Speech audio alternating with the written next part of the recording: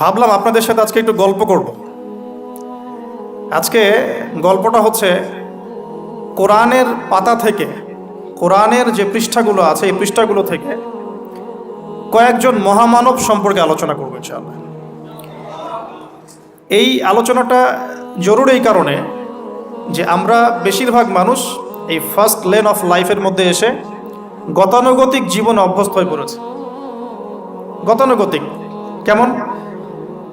আমরা জন্ম নিব, কোথাও পড়াশোনা করব, পড়াশোনাটা হতে পারে সেকুলার পড়াশোনা, হতে পারে এথিস্ট পড়াশোনা, হতে পারে ইসলামিক পড়াশোনা।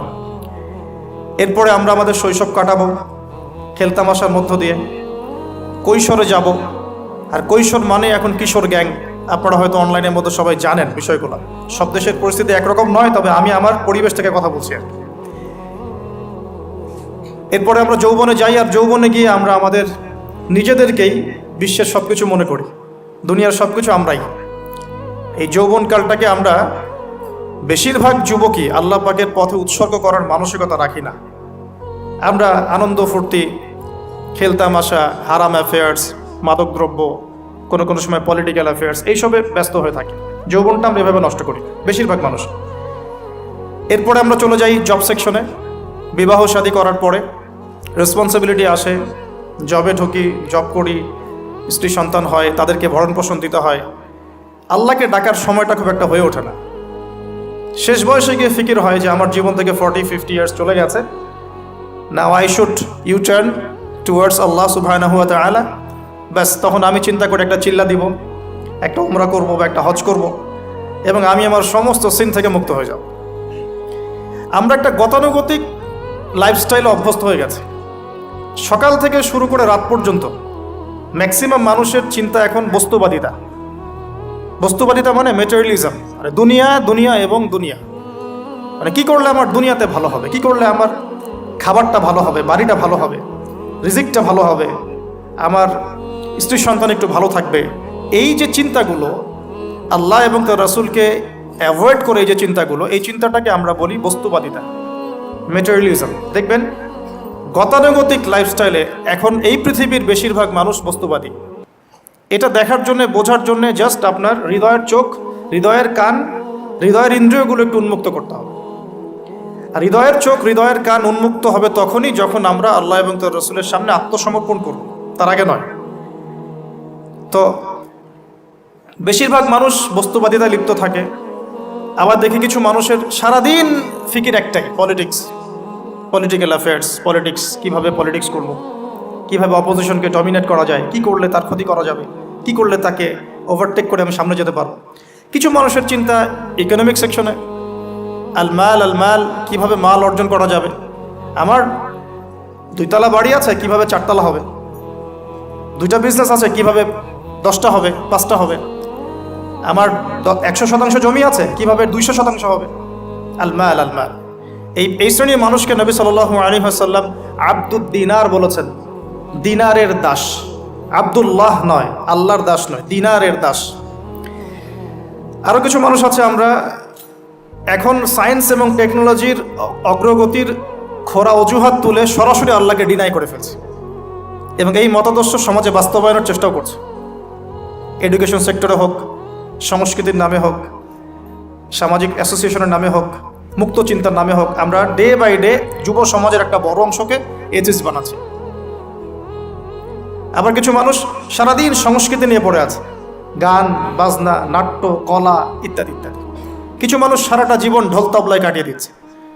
কিছু মানুষ সারাটা জীবন একটা গিটারকে নিয়ে কাটিয়ে দিচ্ছে, একটা মিউজিক্যাল ইনস্ট্রুমেন্ট নিয়ে কাটিয়ে দিচ্ছে। কিছু কিছু দিনই বোন সারাটা জীবন অপসংস্কৃতির অন্ধ অনুকরণে কাটিয়ে দিচ্ছেন। এবং আপনাদের কাছে, সরি ফর মাই ল্যাঙ্গুয়েজ, অনেক সময় মনে হচ্ছে সৌন্দর্যই সব কিছু।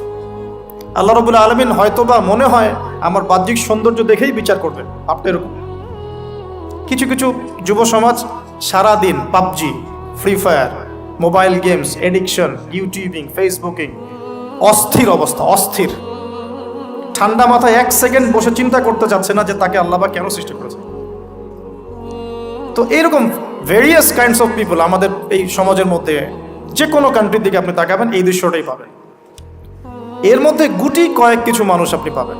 ওয়া কলিলুম মিন ইবাদিয়াশ শাকুর, আমার শুকরগুজার বান্দা আল্লাহ বলেছেন খুব অল্প হবে।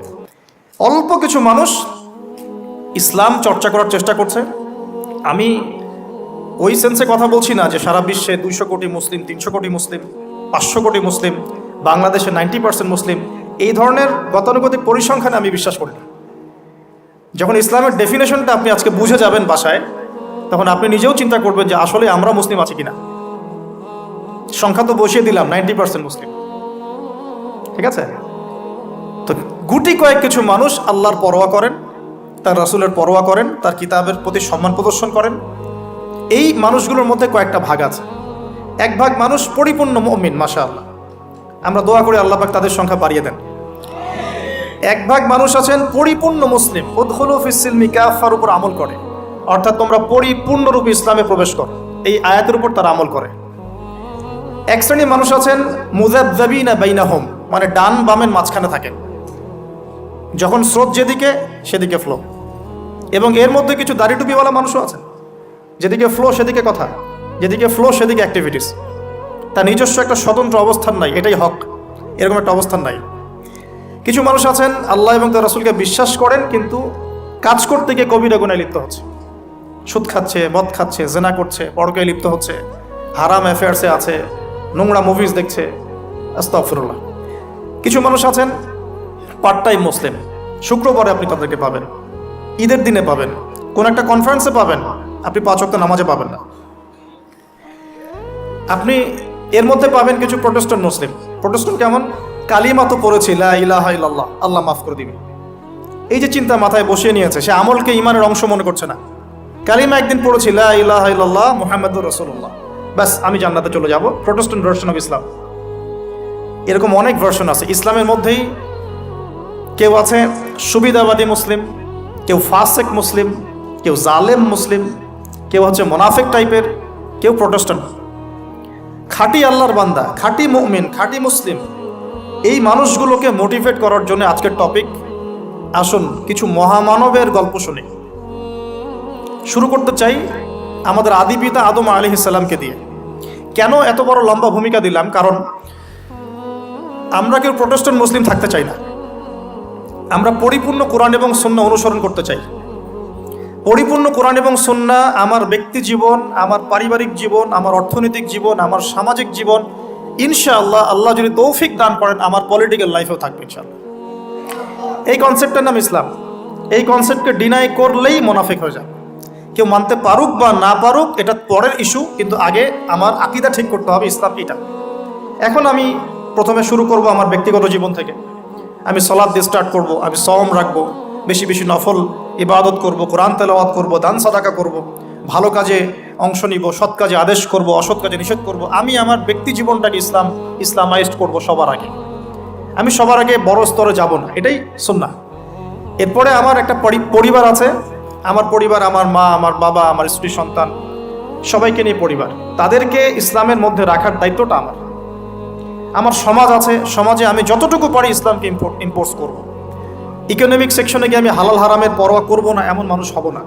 আমি সেখানে হালাল খাবো, হারাম থেকে দূরে থাকবো। যদি আল্লাহ পাক আমাকে পলিটিক্যাল ক্ষমতা দেন, আমি আমার জায়গা থেকে চেষ্টা করব ইসলামকে ইম্পোজ করার জন্য। অ্যাটলিস্ট কুফর, শিরক এবং তাগুতকে এস্টাবলিশ করবো না। কিছু করতে পারি না পারি, অ্যাটলিস্ট কুফর, শিরক এবং তাগুতকে এস্টাবলিশ করবো না। মোটা দাগে কথা বললে অনেক হার্ড কথা হয়ে যায়। পুরো ওয়ার্ল্ডের গ্লোবাল অ্যাফেয়ার্সই এখন তাগুতের উপরই আছে। আপনি কত বড় সংস্থার নাম নেবেন, world bank, IMF, United Nations, কোনো অ্যাসোসিয়েশনের মধ্যে 100% কেন 10% ইসলাম নাই। তো এখন আমাদের করণীয়, নিজের ব্যক্তি জীবন থেকে যখন ইসলাম বিদায় নিচ্ছে, তখন ওই লেভেলে কথা বলাই তো আমার জন্য দুষ্কর, এটা তো অপরাধ, আমার জন্যই অপরাধ। তো আমাদের ফার্স্ট অফ অল স্টার্ট করতে হবে ব্যক্তি জীবন থেকেই, দেন পরিবার, সমাজ, গ্র্যাজুয়ালি উই উইল অ্যাডভান্স ইনশাআল্লাহ তাআলা। এখন আকীদাকে স্পষ্ট করলাম। আল্লাহ পাক সূরা মুলকের মধ্যে একটা কথা বলছেন, এই আয়াতটা থেকে আমি সামনে যাচ্ছি। আল্লাহ পাক, আপনারা সবাই সূরা মুলক আজকে তেলাওয়াত করবেন বাসায় গিয়ে, কারণ রাতের বেলা সূরা মুলক পড়াটা কিন্তু সুন্নাহ। এখানে আল্লাহ রাব্বুল আলামিন একটা কথা বলেছেন, তাবারাকাল্লাযী বিয়াদিহিল মুলক ওয়া হুয়া আলা কুল্লি শাইইন কাদির। আল্লাহ পাকের হাতেই রাজত্ব, কর্তৃত্ব, তিনি সমস্ত বিষয়ের উপর কর্তৃত্বশীল।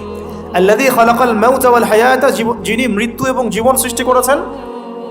কি রিজনে, কি কারণে? লিয়াবলুয়াকুম আইয়ুকুম আহসানু আমালা। আল্লাহ পাক দেখতে চান আমাদের মধ্যে আমলে আহসানকে। অনেক লেকচারে আমি আহসান শব্দটার অ্যাপ্রোপ্রিয়েট ব্যাখ্যা পাইনি স্কলারদের কাছে, লেকচারারদের কাছে। হাসান শব্দটার সুপারলেটিভ ফর্ম হচ্ছে আহসান। হাসান মানে হচ্ছে ভালো, উত্তম, ভালো, খাবারটা ভালো। আহসান খাবারটা অনেক বেশি ভালো। হাসান মানে উত্তম, আহসান অনেক বেশি উত্তম। বলি আমরা কবির মানে বড়, আকবার সবচেয়ে বড়, সগীর মানে ছোট, আসগর মানে সবচেয়ে ছোট। এটাকে বলা হয় ইসমে তাফজিলের সিগা, মানে সুপারলেটিভ ফর্ম ইংরেজিতে আমরা যেটা বলি। তো আল্লাহ পাক এই আয়াতে একটু খেয়াল করে দেখেন, আল্লাহ পাক কিন্তু আমাদেরকে গতানুগতিক মুসলিম হিসেবে দেখতে চাচ্ছেন না। আল্লাহ পাক বলছেন আমি দেখতে চাই তোমাদের মধ্যে আমলে আহসানকে। ব্যাস এই শব্দটা যদি বুঝতে পারি আজকের আলোচনার ভিতরে ঢুকতে পারবো ইনশাআল্লাহ। আমি কি আহসানটা বোঝাতে পেরেছি? আল্লাহ পাক দেখতে চান না আমাদের মধ্যে আমলে, আকীদায়, ঈমানে, তাকওয়ায়, এগুলোতে গতানুগতিক কে। আল্লাহ পাক দেখতে চান আমাদের মধ্যে আমলে বেস্ট কে, শ্রেষ্ঠটাকে। এখন কোরআনের পাতাগুলো যদি ঘেটে আমরা শেষ করি, একটা খতম দেয় একটা মাসে, চেষ্টা করবেন এক মাসে এক খতম দেওয়ার জন্য, আল্লাহ তৌফিক দান করুন। প্রতিদিন এক পারা করে পড়লে এক মাসে এক খতম হয়ে যায়। আর বছরে অন্তত একবার পুরো কোরআনটা অর্থসহ পড়তে হবে, পারা যাবে ইনশাআল্লাহ। বছরে অন্তত একবার পুরো কোরআনটাকে অর্থসহ আমরা পড়ার চেষ্টা করি। এই পাতাগুলো যদি আমরা উল্টাই তাহলে দেখব কোরআনের মধ্যে আল্লাহ রাব্বুল আলামিন কাফেরদের কথা বলেছেন, জালেমদের কথা বলেছেন, ফাসিকদের কথা বলেছেন, মুত্তাকি মুমিন মুসলিমদের কথা বলেছেন। এবং আল্লাহ পাক যে শব্দটা চাচ্ছেন আমাদের কাছে আহসান, এই আহসান কিছু মানুষের কথা আল্লাহ পাক কোরআনে বলেছেন। আজকে ওইটাই গল্প। সূরাতুল বাকারার আয়াত নাম্বার 207-8, এই দুটো আয়াত একটু পড়ে দেখবেন। আল্লাহ পাক বলছেন ওয়া মিনান নাস, বা'দা আউযু বিল্লাহি মিনাশ শাইতানির রাজিম। ওয়া মিনান নাস, আল্লাহ বলছেন মানুষের মধ্যে কিছু মানুষ আছে, সবাই না। ওয়া মিনান নাস, মানুষের মধ্যে কিছু মানুষ আছে যারা কিনা মাইয়াশরি নাফসাহু ইবতিগা মারদাতিল্লাহ, যেই মানুষগুলো আল্লাহ পাকের সন্তুষ্টির জন্য তাদের নফসটাকে বিক্রি করে দিয়েছে। সুবহানাল্লাহ, চারটাখানি কথা না কিন্তু। মানুষের মধ্যে আল্লাহ কিন্তু সূরা বাকারায় বলেছেন শুরুর দিকে, মানুষের মধ্যে কিছু মানুষ আছে যারা মুমিন, কিছু মানুষ আছে যারা কাফের, কিছু মানুষ আছে যারা মুনাফিক, শুরুর দিকে পাবেন। এখানে আল্লাহ পাক বলছেন মানুষের মধ্যে কিছু মানুষ আছে যারা তাদের নফসটাকে আল্লাহর সন্তুষ্টির জন্য বিক্রি করে দিয়েছে। সুবহানাল্লাহ, মানে তাদের জীবনের মূল থিমটাই হচ্ছে আল্লাহ পাকের সন্তুষ্টি অর্জন করা। কোনো কিছুকেই তারা আল্লাহর সন্তুষ্টির উপর প্রাধান্য দিবে না। যদি কোটি টাকার অফার আসে হারাম, সে সেটা রিজেক্ট করবে, আল্লাহ নারাজ হবে। একটা সুন্দরী মেয়ে যদি জেনার অফার করে, সে রিজেক্ট করবে, কারণ সে আল্লাহকে ভয় করে। সে আল্লাহ পাকের জমিনের উপরে গায়রুল্লাহ বা কুফফারদের, তাগুতদের কোনো লজ ইমপ্লিমেন্ট করতে পারবে না, কারণ সে আল্লাহকে ভয় করে। সে ইকোনমিক লাইফে হালাল হারামের পরোয়া করে চলবে, কারণ সে আল্লাহকে ভয় করে। সে তার পরিবারে পর্দা এস্টাবলিশ করবে, বিকজ সে আল্লাহকে ভয় করে। মানে মাইয়াশরি নাফসাহু ইবতিগা মারদাতিল্লাহ, আল্লাহ পাকের সন্তুষ্টির জন্য নিজের নফসটাকে, জান মাল সবকিছুকে বিলিয়ে দিয়েছে। এই মানুষগুলো সম্পর্কে আল্লাহ বলছেন ওয়াল্লাহু রাউফুম বিল ইবাদ, এই মানুষগুলোর প্রতি আল্লাহ পাক রাউফ হবেন, কোমল নরম সফট হয়ে যাবে। সুবহানাল্লাহ, কোমল নরম সফট মানে কি? কিয়ামতের মাঠে ডাকা হবে, এই গুনাহগুলো করেছিলে? জি আল্লাহ, আমি এই গুনাহগুলো করেছি। আল্লাহ পাক পর্দা দিয়ে দিবেন, পর্দার পরে বলবেন যে দুনিয়াতে তোমার এই গুনাহগুলো আমি গোপন করে রেখেছিলাম, আজকেও সবগুলো গোপন করে দিলাম, জান্নাতে চলে যাও। আল্লাহু রাউফুম বিল ইবাদ, আল্লাহ পাক তার বান্দার প্রতি রাউফ, কোমল হবে। দুনিয়াতে রাউফ কেমন? যে কোনো বিপদ আপদ বালা মুসিবতে সেই ব্যক্তি হাঁটু করে আল্লাহর কাছে চাবে, আল্লাহ আমার এই সমস্যা, আল্লাহ আমার এই সমস্যা, আল্লাহ আমার এই সমস্যা। আল্লাহু রাউফুম বিল ইবাদ, আল্লাহ পাক ওই বান্দার প্রতি সফট, কোমল হয়ে যাবে। এগুলোর অনেক প্রমাণ আমি আমার জীবনেও পেয়েছি। এগুলো আমি পাবলিকলি বলতে পারবো না, আর আপনি ব্যাখ্যা করতে পারবো। আর এমন কিছু বিষয় আছে যেগুলো আসলে মানুষকে বলেও বোঝানো যায় না। বড় বড় স্কলারদের কিতাব এখন যখন পড়ি, তারা বলেন কি বলবো, তোমরা তো বুঝবেই না। মানে এমন একটা লেভেলে মানুষ চলে যায় যে ওই লেভেলের কথা সবাইকে বোঝানো যায় না। কিভাবে বলবো, কিভাবে ব্যাখ্যা করব, কোন আবেগ নিয়ে আসবো, কোন শব্দ নিয়ে আসবো, আমি আপনাকে বোঝাতে পারবো না, এরকম একটা অবস্থান থাকে।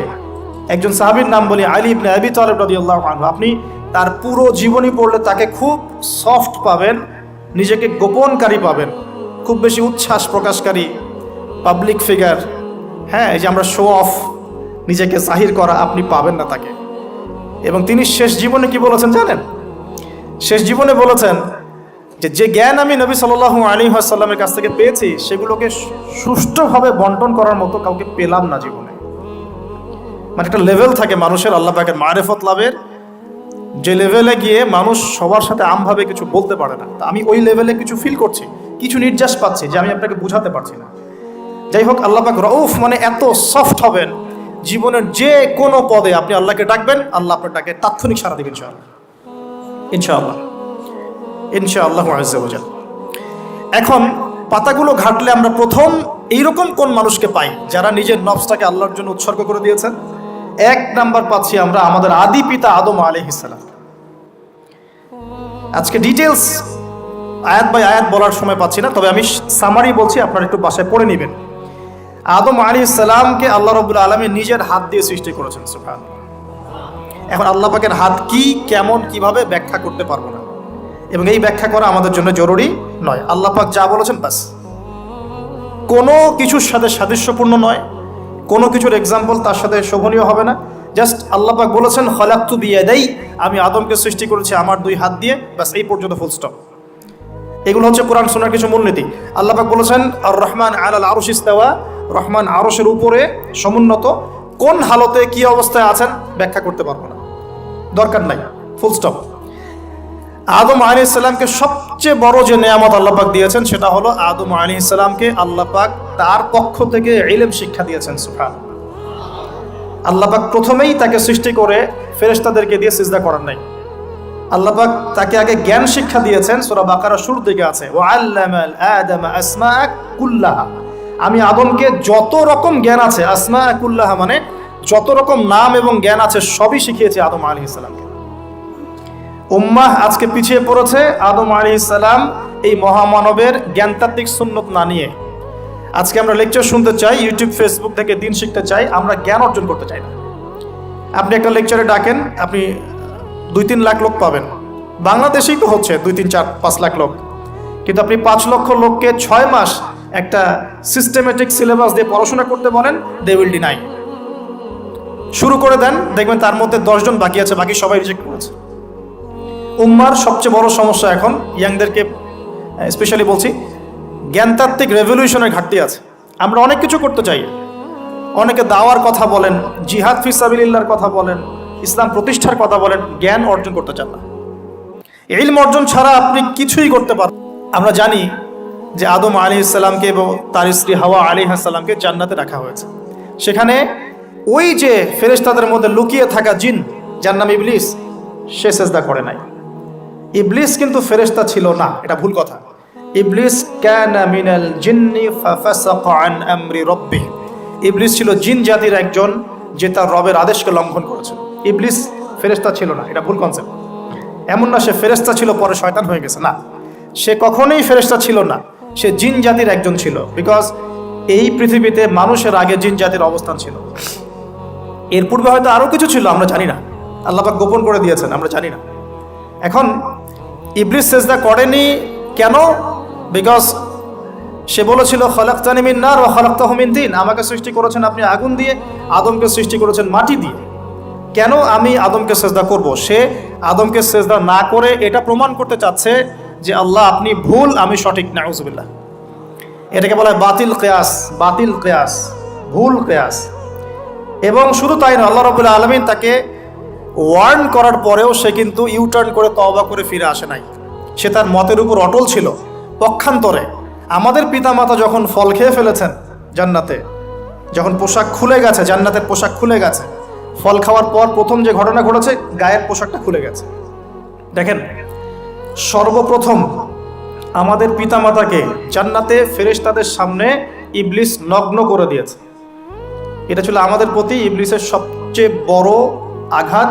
শুরুতে, প্রথম আঘাত, শুরুতে শিরক করাতে পারে নাই, বেদাত করাতে পারে নাই, হারাম খাওয়াতে পারেনি ইত্যাদি।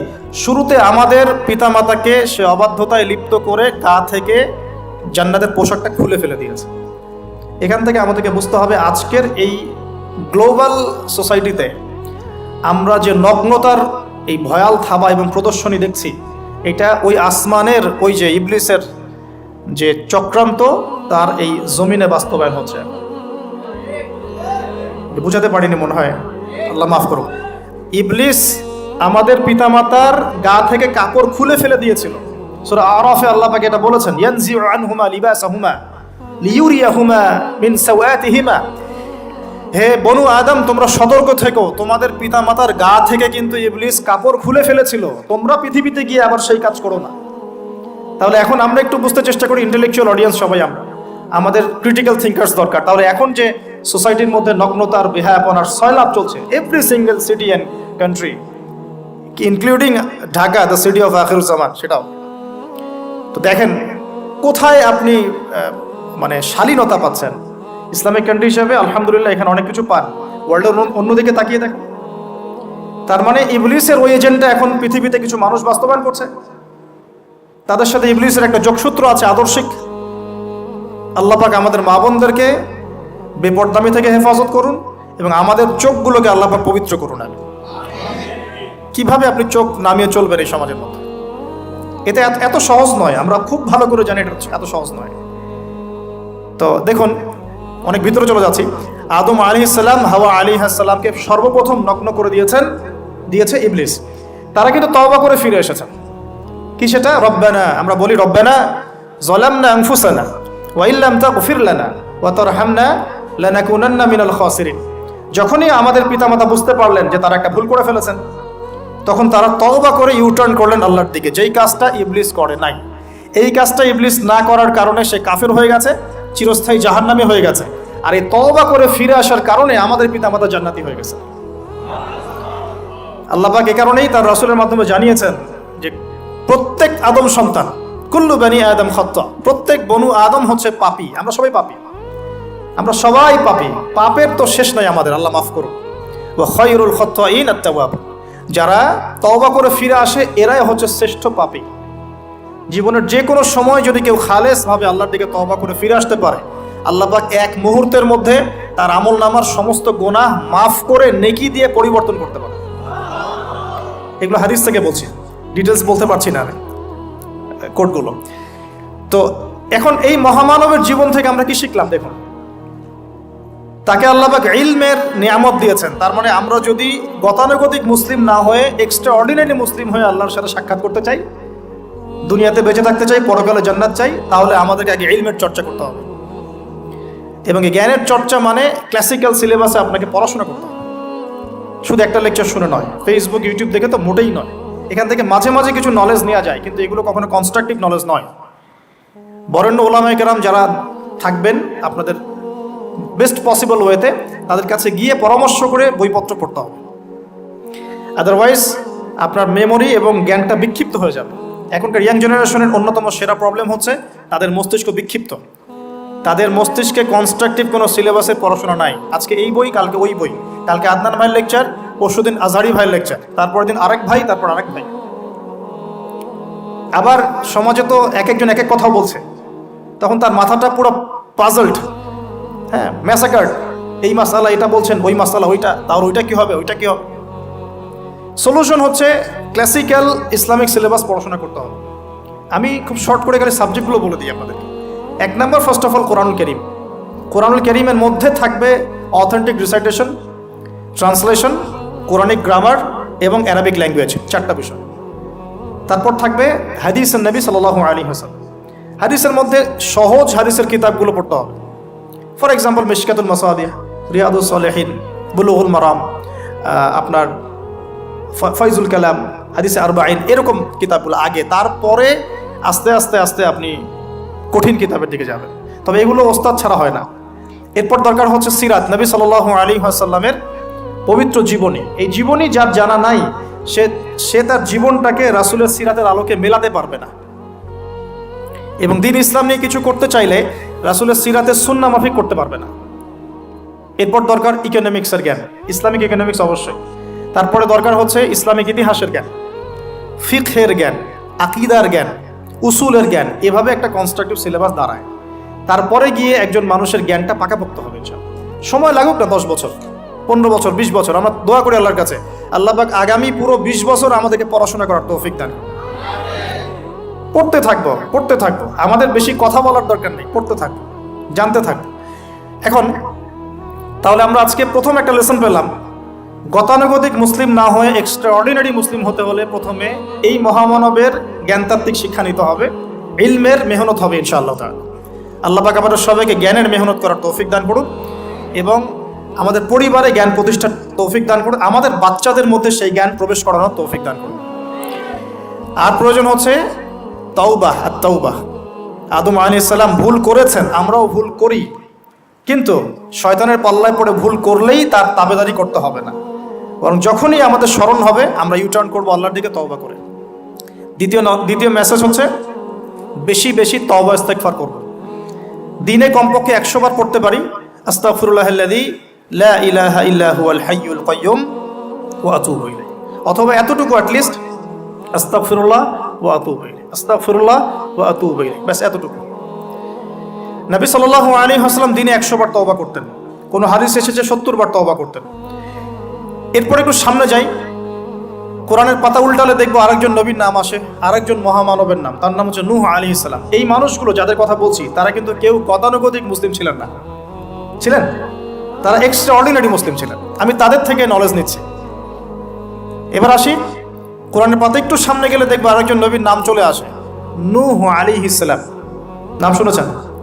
সামারি 950 বছর দিনের দাওয়াত দিয়েছেন। সুবহান।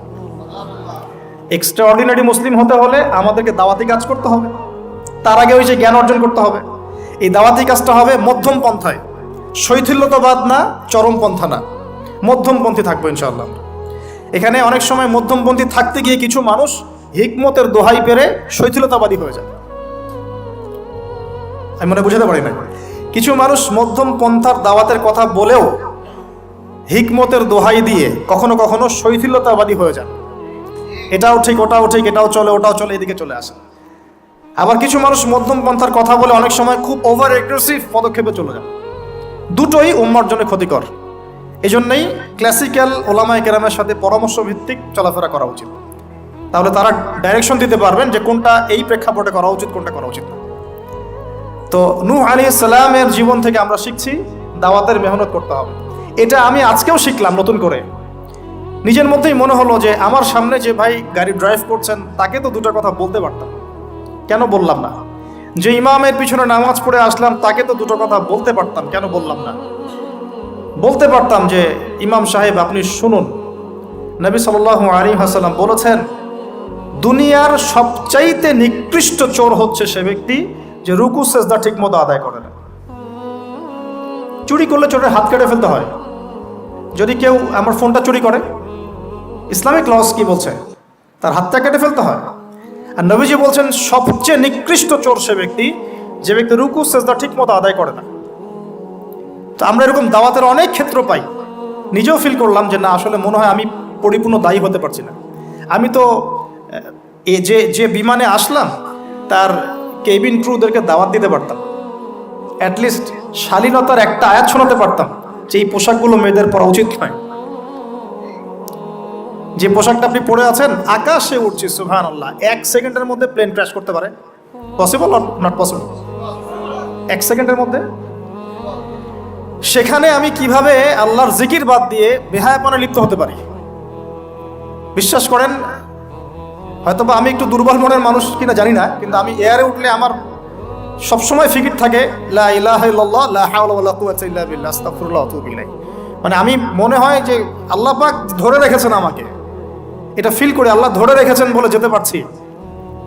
ওখানে আমরা কিভাবে নগ্নতা প্রদর্শনী করতে পারি, কিভাবে করতে পারি? তো দাওয়াতের অনেক ক্ষেত্র সামনে আসে। আপনার সন্তানকে, আপনার স্ত্রীকে, আপনার প্রতিবেশীকে, ড্রাইভারকে, সবজিওয়ালাকে আমরা দাওয়াত দিতে পারি। বাট আমি মনে হচ্ছে যে আমি আসলে কথাটা বলছি বড় গলায়, আমি এখন নিজেও এটা হতে পারি নাই। আল্লাহ পাক আমাদেরকে হওয়ার তৌফিক দান করুন।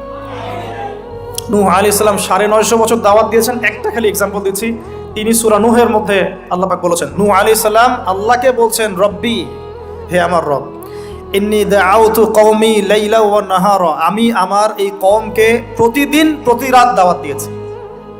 সুবহানাল্লাহ। প্রতিদিন প্রতি রাত, আজকে এসেছি, হয়তো 2-3 মাস পরে আপনাদের এখানে আবার আসতে পারি। প্রতিদিন প্রতি রাত কিন্তু আমি দাওয়াতি কাজ করতে পারছি না, আমরা কেউই করছি না। নূহ আলাইহিস সালাম বলছেন, আমি বিনা আজর, কোনো আজর ছাড়াই, কোনো স্বার্থ ছাড়াই, আল্লাহ আমি আমার কওমকে দিন রাত দাওয়াত দিয়েছি। ওয়ালাম ইয়াজিদহুম দুআই ইল্লা ফিরারা। যখনই দাওয়াত দিয়েছি, আমার দাওয়াত শুনে তারা খালি পৃষ্ঠ প্রদর্শন করেছে। কেউ মাথা ঢেকে ফেলেছে, কেউ মুখ কান বন্ধ করেছে, হ্যাঁ, কেউ আমাকে পাগল বলেছে, মজনুন বলেছে। এমনকি তিনি যখন নৌকা বানাচ্ছেন আল্লাহ পাকের আদেশে, মানুষ পাশ দিয়ে হেঁটে যায় আর টিটকারি করে, কবে মরুভূমিতে নৌকা চলবে নূহ, তোমার এই নৌকা মরুভূমিতে চলবে কবে? মানুষ টিটকারি মারে। হ্যাঁ, তো এখনো দেখবেন স্ক্যাটোলজিক্যাল কথা বললে, আখিরুজ্জামানে কথা বলে অনেকেই মজা নেয়। কবে আসবে ক্যাশলেস সোসাইটি? বললাম তো চলে আসছে। কবে আসবে মালহামা? বলছি চলে আসবে। কবে আসবে বড় বড় ভূমিকম্প? আসছে, সবর করেন। তো নূহ আলাইহিস সালামের জীবন থেকে শিক্ষা আমরা দাওয়াত দিব। আমরা ফার্স্ট অফ অল জ্ঞান অর্জন করব, ক্লাসিক্যাল সিলেবাস পড়াশোনা করব, ওলামায়ে কেরামের সাথে সোহবত রাখবো এবং দাওয়াতি কাজ করবো ইনশাআল্লাহ। এবং এখানে আমরা মধ্যমপন্থী থাকবো, নট চরমপন্থা, নট শৈথিল্যতাবাদ। নূহ আলাইহিস সালামের জীবন থেকে আরো দাওয়াত, দিন রাত দাওয়াতের মেহনত করা, দিন রাত দাওয়াতের মেহনত করা। আল্লাহ পাক আমাকে আপনাদের সবাইকে তৌফিক দান করুন। কতদিন? 950 বছর। কত বছর? 950 বছর। পুরো আব্বাসীয় খেলাফত ছিল 509 বছর কি 10 বছর মেবি। পুরো আব্বাসীয় খেলাফত 510 বছরের মতো। উমাইয়াদের ছিল 93 ইয়ার্স। আমাদের নবী সাল্লাল্লাহু আলাইহি ওয়াসাল্লামের দাওয়াতের মিশন বয়স ছিল 23 বছর। 950 বছর দাওয়াত দেওয়ার পর তাফসীরের কিতাবে এসেছে 40 or 80 ফ্যামিলিজ, এই 40 বা 80টা ফ্যামিলি ইসলাম কবুল করেছে। তার মানে এখানে শিক্ষা, এক্সট্রাঅর্ডিনারি মুসলিম হতে হলে দাওয়াতের মেহনতে হতাশ হওয়া যাবে না, লেগে থাকতে হবে, লম্বা সময় ধরে দাওয়াত দিতে হবে। আল্লাহ পাক আমাকে আপনাদের সবাইকে লম্বা সময় ধরে বিশ্বে দাওয়াতি কাজ করার তৌফিক দান করুন। আর সামনে যাই। নিজের ছেলে ইসলাম কবুল করে নাই নূহ আলাইহিস সালামের, নিজের স্ত্রী ইসলাম কবুল করে নাই। তার মানে আমাদের ফ্যামিলিগুলো এমন হতে পারে যে ফ্যামিলি নিজের ছেলে কথা শুনছে না, নিজের স্ত্রী কথা শুনছে না। পরোয়া করতে হবে না, তাদের পরোয়া করতে হবে না, শুধু দাওয়াত দিতে হবে। সেই অবস্থা লূত আলাইহিস সালামেরও, তারও স্ত্রী ইসলাম কবুল করছে না। আল্লাহ পাক তাদেরকে ধ্বংস করেছেন, নূহ আলাইহিস সালাম লূত আলাইহিস সালামকে উদ্ধার করেছেন। তো এখানে আমরা আমাদের দিনী বোনদেরকে রিকোয়েস্ট করব, আপনারা সবাই আপনাদের ফ্যামিলিতে খাদিজা রাদিয়াল্লাহু আনহা, আয়েশা রাদিয়াল্লাহু আনহা রোল প্লে করেন। নূহ আলাইহিস সালাম আর লূত আলাইহিস সালামের স্ত্রী রোল প্লে করবেন না। আনফরচুনেটলি এখনকার যে বিজি সিটিজগুলো, মানে যেগুলো আমরা বলি বস্তুবাদী শহরগুলো, ফ্যামিলিগুলো দিন দিন ক্রাশ করছে। সম্পর্কের টানাপোড়া, বিচ্ছেদ, ডিভোর্সড, আকীদা আদর্শের মিল নাই, স্বামী ইসলাম প্র্যাকটিস করলে স্ত্রীর সমস্যা, স্ত্রী প্র্যাকটিস করলে স্বামীর সমস্যা। এই প্রবলেমসগুলো আমাদেরকে সলভ করতে হবে। আল্লাহ পাক আমাদেরকে সবর করার তৌফিক দান করুন। পারিবারিক তালিমটা খুব বেশি ইম্পর্টেন্ট। পরিবারের তালিম চালু করা উচিত। পরিবারে কোরআন এবং হাদিসের কিতাবগুলো থেকে দার্সের ব্যবস্থা করা উচিত এবং সপরিবারেই ওলামায়ে কেরামদের সাথে পরামর্শ করে চলা উচিত। ইনশাআল্লাহ ভালো হবে। আল্লাহ পাক তৌফিক দান করুন। আমি নূহ আলাইহিস সালামের আরেকটা কথা বলে শেষ করি। শেষে যখন নৌকা ডুবছে, তিনি তার ছেলেকে তখনও পিতৃস্নেহে ডাকছেন, নৌকায় আসো বাবা। ছেলে বলছে যে আমি পাহাড়ে উঠে যাব, ইয়াসিমুনি মিনাল মা, এই পাহাড় আমাকে পানি থেকে বাঁচাবে। নূহ আলাইহিস সালাম বলছেন, আল্লাহ তুমি আমার ছেলেকে বাঁচাও, ইন্নাহু মিন আহলি, সে আমার পরিবারের একজন। আমরা বলি না আমাদের সন্তানদের ক্ষেত্রে, আল্লাহ পাক বলছেন লাইসা মিন আহলিক, সে তোমার পরিবারের কেউ না। এখানে একটু হার্ড লাইনে যেতে হবে আমাদেরকে। অনেক সময় আমরা আমাদের ফ্যামিলির মধ্যে এমন কিছু মানুষকে পাই যারা টোটালি ইসলামকে ডিসকারেজ করেন, অস্বীকার করেন, নাস্তিকতায় লিপ্ত থাকেন, ইসলামের বেসিক ফান্ডামেন্টালগুলোকে ডিনাই করেন। এই ব্যাপারে কঠোর হওয়া উচিত। আল্লাহ পাক আমাদেরকে বোঝার তৌফিক দান করুন। পাতা উল্টালে এরপর একজন নবীর নাম আসে না, আসে একজন নেতার নাম।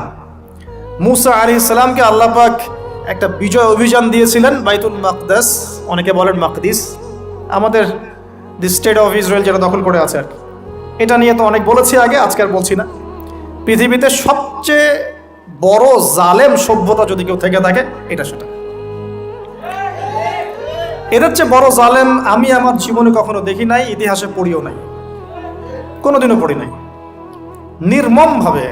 নির্মমভাবে দিনের পর দিন, মাসের পর মাস নয়, বছরের পর বছর নির্যাতনের স্টিম রোলার চালাচ্ছে। বিশ্ববাসী তাকিয়ে তাকিয়ে দেখছে, কারো কিচ্ছু বলার নাই, যেন কারো কিচ্ছু করার নাই। তো এই জায়গায় বিজয় অভিযানে পাঠানো হচ্ছে মুসা আলাইহিস সালামকে, কিন্তু তিনি তার কওমের জন্য একজন নেতা নির্বাচন করছেন। তার কওম বলছে, আমাদেরকে একজন নেতা দিন যার আন্ডারে থেকে আমরা আমালেকা সম্প্রদায়ের বিরুদ্ধে যুদ্ধ করব। এখন মুসা আলাইহিস সালাম বলছেন, আল্লাহ পাক যদি কোনো নেতা দেন, তোমরা যদি আবার পালানো শুরু করো। কারণ বনু ইসরাইল সম্পর্কে তার খুব মারাত্মক কিছু অভিজ্ঞতা আছে। ফেরাউনের কবল থেকে মুক্তি পাওয়ার পরে বাছুর পূজা শুরু করেছে। তোমরা তো এই আদেশ আসলে পিছনে পালানো শুরু করবা। তারা বলল, না, আমরা পালাবো না, আমরা অবশ্যই সামনে অগ্রসর হব। কেন পালাবো? আমাদের জান মাল দিয়ে আমরা প্রয়োজনে ফাইট করব, এবং আমরা আমাদের স্ত্রী সন্তানদেরকে রক্ষা করব। আমাদের বাড়িঘর তারা লুটপাট করছে, আমরা ওদেরকে প্রতিহত করব। অনেক কথা বলেছে, সূরা বাকারাতেই পাবেন আপনি ইনশাআল্লাহ।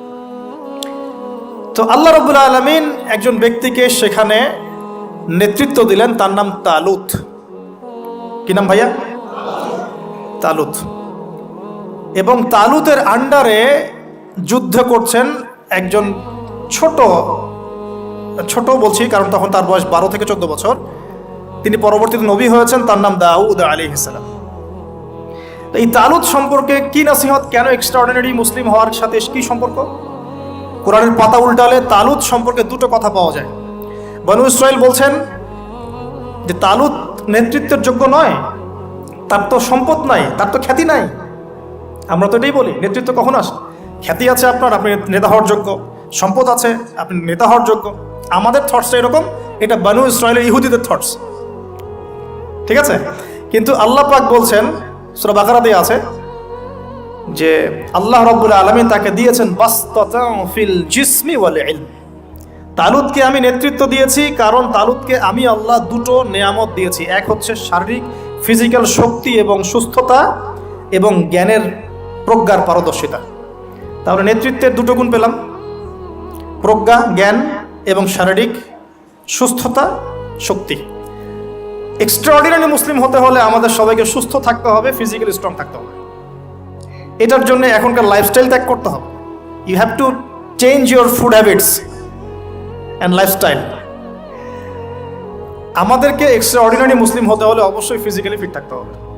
তালুতকে আল্লাহ পাক ফিটনেস দিয়েছেন, আর ফিটনেস কীভাবে আমরা রক্ষা করবো আমরা বুঝবো। এটা খাওয়ার দাওয়ার, ঘুমানো, স্পেশালি ঘুমানো, ঘুম থেকে ওঠা, ফজরের পরের জগিং, প্রয়োজনে জিম, এবং ফুড হ্যাবিট চেঞ্জ করা। রাসূল সাল্লাল্লাহু আলাইহি ওয়াসাল্লামের প্রফেটিক লাইফস্টাইল ফলো করলে ইনশাআল্লাহ আমরা সুস্থ থাকবো। আল্লাহ পাক আমাদের সবাইকে, আমি সহ আপনাদের সবাইকে আল্লাহ পাক সুস্থতার নিয়ামত দান করুন, এবং আল্লাহ পাক আমাদের সবাইকে দীর্ঘ নেক হায়াত দারাজ করুন। এই হায়াতকে আল্লাহর দ্বীনের জন্য ব্যয় করার তৌফিক দান করুন। আরেকটা হচ্ছে ইলম, আবারও জ্ঞানের কথা আসলো। তালুতকে আমি জ্ঞান দিয়েছি। ইউতাল হিকমা, আল্লাহ পাক বলছেন যে ওয়ামা ইউতাল হিকমাতা ফাকাদ উতিয়া খায়রান কাসীরা। যাকে প্রজ্ঞা দেয়া হয়েছে তাকে প্রচুর প্রচুর প্রচুর কল্যাণ দেওয়া হয়েছে। সুবহানাল্লাহ। পাতা উল্টাই সামনে যাই, এক্সট্রাঅর্ডিনারি মুসলিম ছিলেন আরেকজন, তার নাম হচ্ছেন দাউদ আলাইহিস সালাম, যিনি তালুতের বাহিনীতে যুদ্ধ করছেন। আমালেকা সম্প্রদায়ের মধ্যে অনেক বিশাল দেহি কিছু মানুষ ছিলেন, তার মধ্যে একজনের নাম জালুত। ওই জালুত নাকি একাই 100 জনের সাথে লড়াই করতে পারত। তো তালুত যখন নদী পার হচ্ছে তখন বলেছিল যে কেউ পানি খাবে না, শুধুমাত্র 1 ঢোক পানি খেতে পারবে। যে ব্যক্তি পানি খাবে ফালাইসা মিন্নি, সে আমার কিন্তু অন্তর্ভুক্ত হতে পারবে না। তাফসিরে আসছে মাত্র 313 জন সৈন্য পানি না খেয়ে থাকতে পেরেছে। ওই যে বদরে 313 জন, ঠিক তালুতের যুদ্ধেও 313 জন। এটা অনেকে জানে না, বদর যুদ্ধ হয়েছে 313 জন সাহাবী, তালুতের সাথেও ছিল মাত্র 313 জন। আর এদিকে আমালেকা সম্প্রদায়ের বিশাল বাহিনী। এখন আমালেকা সম্প্রদায়ের মধ্যে এক যোদ্ধা আছে, তার নাম জালুত, যে একাই 100 জনের সাথে লড়াই করতে পারে। আল্লাহ রাব্বুল আলামিন তার সাথে মোবারাজার জন্য দাউদ আলাইহিস সালামকে আদেশ করছে। দাউদ আলাইহিস সালামের বয়স তখন 14 বছর। বলা হচ্ছে তাফসীরের কিতাবে, দাউদ আলাইহিস সালাম দূর থেকে একটা, ওই যে গুলতি বলি আমরা, বাটুল গুলতি টাইপের, এগুলো নিক্ষেপ করে এটা সরাসরি তার এই দুই চোখের মাঝখানে গিয়ে লাগিয়েতেই তার ইন্তেকাল হয়ে গেছে, মৃত্যু হয়ে গেছে। জালুত শেষ। এটা দেখে আমালেকা সম্প্রদায় পিছনে পালানো শুরু করেছে। 313 জন নিয়ে এই মুসা আলাইহিস সালামের নেতৃত্বে, তালুতের নেতৃত্বে এই বাহিনী বাইতুল মাকদিস বিজয় করেছিল। এই বাইতুল মাকদিসের হিস্ট্রি অনেক অনেক প্রাচীন। এরা তো এখানকার নতুন আবর্জনা, এরা এখানকার নতুন নব্য আবর্জনা, কারণ এর হিস্ট্রি অনেক লম্বা, অনেক লম্বা। এর হিস্ট্রি এত লম্বা যেটা নিয়ে একটা কিতাবই লেখা যায়, যে জেরুজালেমের হিস্ট্রি, ইতিহাস পড়ে দেখেন। তো যাই হোক, এখন দাউদ আলাইহিস সালাম থেকে আমাদের কি শিক্ষা আছে একটু দেখি। আমরা এক্সট্রাঅর্ডিনারি মুসলিম হতে হলে কি করতে হবে? দাউদ আলাইহিস সালাম সম্পর্কে আল্লাহ রাব্বুল আলামিন দুটো কথা বলেছেন। এক, আল্লাহ রাব্বুল আলামিনের কাছে দাউদ আলাইহিস সালামের নামাজ অনেক অনেক বেশি পছন্দের ছিল, এবং আল্লাহ রাব্বুল আলামিন দাউদ আলাইহিস সালামের রোজাটা অনেক বেশি পছন্দ করতেন। আমরা কি জানি তিনি কেমন করে রোজা রাখতেন? একদিন রোজা রাখতেন, পরের দিন রাখতেন না, তারপরে আবার রাখতেন, তারপর রাখতেন না, তারপর আবার রাখতেন, তারপর রাখতেন না। এইভাবে তিনি সারা বছর রোজা রাখতেন, সুবহানাল্লাহ। এবং রাতের বেলা এত চমৎকার করে জাবুর তেলাওয়াত করতেন আর নামাজে দাঁড়িয়ে থাকতেন, তার এই জাবুরের তেলাওয়াত শুনতে পাখি, অনেক তাফসিরে আসছে পাখি, মাছ, অন্য প্রাণী, তারা এসে চুপ করে বসে তার তেলাওয়াত শুনতো। এগুলো কোনো গাল গল্প নয়। বিশ্বাস করেন, আল্লাহ পাকের এই পৃথিবীতে যত মাখলুক আছে সবাই আল্লাহর ইবাদত করে, সবাই। আল্লাহ পাক তো আমার নামাজের মুখাপেক্ষী নন। আসমান নামাজ পড়ছে, জমিন নামাজ পড়ছে, চন্দ্র সূর্য নামাজ পড়ছে, পাহাড় পর্বত নামাজ পড়ছে। একজন সুফি পীর সাহেবের সাথে সাক্ষাৎ হয়েছিল, তিনি বলেছেন যে আমাদের বডির মধ্যে যে কীটপতঙ্গগুলো থাকে সেগুলো তাসবিহ পাঠ করে। তো আল্লাহ পাক তো আমার নামাজের মুখাপেক্ষী নন। তো এখান থেকে এক্সট্রা অর্ডিনারি মুসলিম হতে হলে, আহসান হতে হলে আমাদেরকে নামাজ ঠিক করতে হবে। আল্লাহ পাক আমাদের সবাইকে দাউদ আলাইহিস সালামের মতো সুন্দর করে নামাজ পড়ার তৌফিক দান করুন। আর দাউদ আলাইহিস সালামের এই সুন্নতের উপর আমল কে করেছেন সবচেয়ে বেশি? আমাদের নবী মুহাম্মদ সাল্লাল্লাহু আলাইহি ওয়াসাল্লাম। অ্যাটলিস্ট আমরা তার উম্মত, তার মতো করে নামাজটা তো পড়তে শিখব। বিশ্বাস করেন, এখন ম্যাক্সিমাম মসজিদ, আমি এখানকার অবস্থা জানি না, আমি আমার লোকালিটির কথা বলছি, ম্যাক্সিমাম মসজিদ বাইতুল্লাহ থেকে এখন বাইতুল নাস হয়ে গেছে। বুঝতে পারেননি? বাইতুল্লাহ মানে আল্লাহর ঘর, যেখানে আল্লাহর বিধান চলবে, আল্লাহর মতো, আল্লাহ যেভাবে সন্তুষ্ট হন সেই নামাজ চলবে। এখন চলছে বাইতুল নাস, মানুষের সন্তুষ্টির নামাজ, মানুষের সন্তুষ্টির নামাজ। মসজিদ কমিটির, অনেক মসজিদ কমিটির সভাপতি সব সুদখোর, ঘুষখোর, দুর্নীতিবাজ ভর্তি। ইমাম সাহেব কিছু বলতেও পারে না, বেচারা কি বলবে? বললেই তো চাকরি শেষ। একদিন এক ইমাম সাহেবের সাথে গল্প হচ্ছিল, তিনি বলছেন যে আমি ভাই প্রথম দিন খুতবা দিয়েছি সুদের উপরে, প্রথম দিন খুতবা দিয়েছি সুদের উপরে, তারপরে আমাকে সুন্দর করে রিমান্ডে নিয়ে নিল আর কি কমিটি, তারপরে তওবার উপরে আমি আলোচনা করেছি, তওবার উপরে আলোচনা। এগুলো কিন্তু বাস্তবতা। বাইতুল নাস হয়ে গেছে মসজিদগুলো এখন। নামাজের কোনো আধ্যাত্মিকতাই পাচ্ছেন না, মারেফতই নাই। এই যে আমরা দাঁড়িয়ে বলি আউযু বিল্লাহি মিনাশ শাইতানির রাজিম মিন নাফখিহি ওয়া নাফসিহি ওয়া হামজি, কত পার্সেন্ট মানুষের অর্থ জানে? আমরা বলি বিসমিল্লাহির রহমানির রহিম, এই বিসমিল্লাহির রহমানির রহিম মানে বিসমিল্লাহ, খালি এতটুকু সিনটা শোনা যায়, বাকি আর কিছু শোনা যায় না। অথচ শুধু এই বিসমিল্লাহর প্রতি সম্মান প্রদর্শন করার জন্যে আল্লাহ পাক সাবার রানী বিলকিসকে ইসলাম কবুলের সৌভাগ্য দিয়েছিলেন। মনে আছে সুলাইমানের চিঠি? হয়তো অনেকে পড়েছেন। সুলাইমান আলাইহিস সালাম চিঠি দিয়েছেন, আমার কাছে আত্মসমর্পণ করো। তো রাজার পরিষদ সবাই বলছে আমরা উলুল কুওয়া, আমরা শক্তিশালী, আদেশ করেন লড়াই করব। বিলকিস বলছে না, ইন্নাহু মিন সুলাইমান, এটা সুলাইমানের পক্ষ থেকে আসছে। ওয়া ইন্নাহু বিসমিল্লাহির রহমানির রহিম, এখানে আছে পরম করুণাময় অসীম দয়ালু আল্লাহর নামে শুরু করছে। এই বিসমিল্লাহর প্রতি সম্মান প্রদর্শনের ওসিলায় আল্লাহ রাব্বুল আলামিন এই সাবার রানী বিলকিসকে এই ইসলাম কবুলের সৌভাগ্য দিয়ে দিয়েছেন। বিসমিল্লাহ ঠিক নাই তেলাওয়াতে, কোরআন তেলাওয়াত ঠিক নাই নামাজের মধ্যে, এক একটা হরফের উচ্চারণ কোথায় কি হচ্ছে কি বুঝতেই পারছি না আমরা। আলহামদুলিল্লাহ রাব্বিল আলামিন কি পড়লো আল্লাহই ভালো জানে। এটা কি মন্ত্র নাকি?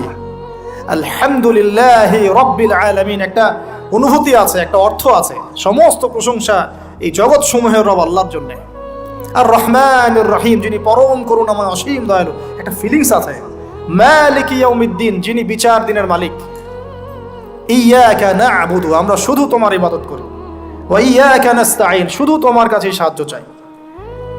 একসাথে বলি আমরা নামাজে, ইহদিনাস সিরাতাল মুস্তাকিম, আল্লাহ আমাদেরকে সোজা সরল পথ দেখাও। কোথায় ফিলিংস? সিরাতাল্লাযীনা আন'আমতা আলাইহিম, এই যে এক্সট্রাঅর্ডিনারি মানুষদের পথ দেখাও আমাদেরকে, যাদের প্রতি আপনি অনুগ্রহ করেছেন। গায়রিল মাগদুবি আলাইহিম, ওই মাগদুবদের পথ চাই না আল্লাহ। কোন মাগদুব? ইহুদি জাতি। ওয়ালা দল্লিন, এবং দল্লিনদের পথ আল্লাহ চাই না। দল্লিন কারা? নাসারা। এখন দেখেন তো সারা ওয়ার্ল্ডের প্রত্যেকটা ডিপার্টমেন্ট কাদের? ইহুদি নাসারা, ইহুদি নাসারা, ইহুদি নাসারা, ইনক্লুডিং আমাদের বাথরুমের টয়লেটস, মানে বাথরুমের কমোড।